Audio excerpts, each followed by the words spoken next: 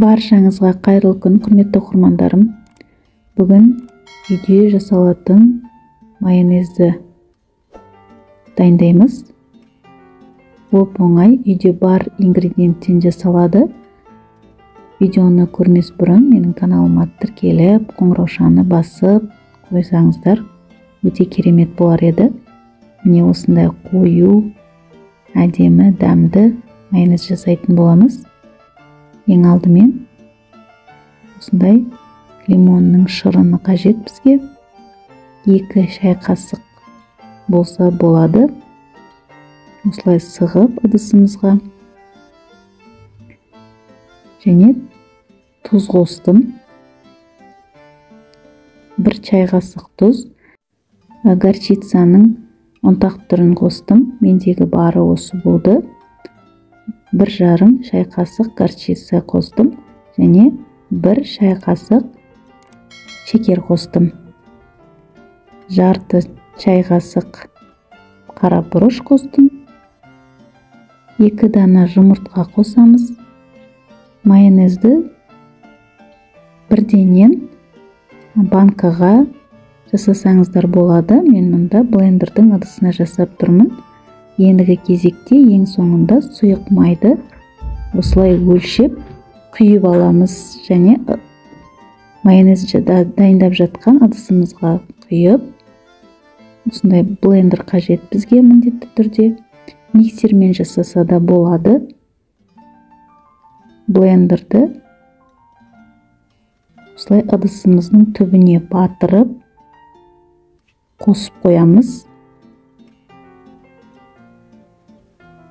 Және ол ақшыл түс болып қоюлана басталған кезде, міне көрсетіп жатырмын жақынырақ.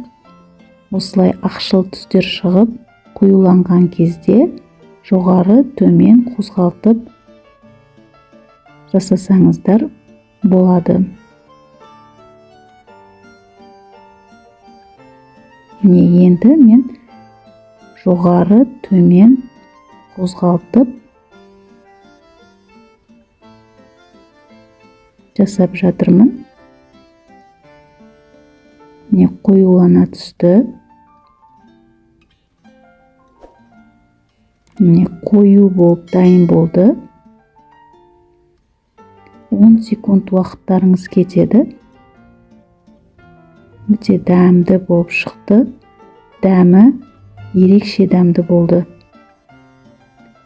Дүкеннің майонезінен де өте керемет дәмді болды. Кез келген салатқа осылай қосып, араластырып жесеңіздер болады. Тағамға да қосып жесеңіздер өте ерекше дәмді майонез шықты. Осылай кішірек томаттың банкасына салып қойдым мен. Сіздер де осылай жасасаңыздар болады. Өте ыңғайлы. Холодильникте ұстайсыздар. Ингредиентінің барлығын описание бөліміне қалдырып кетемін. Сіздерге видео рецепт ұнаған болса, поделицаны басып, WhatsApp желісіне тарата отырыңыздар.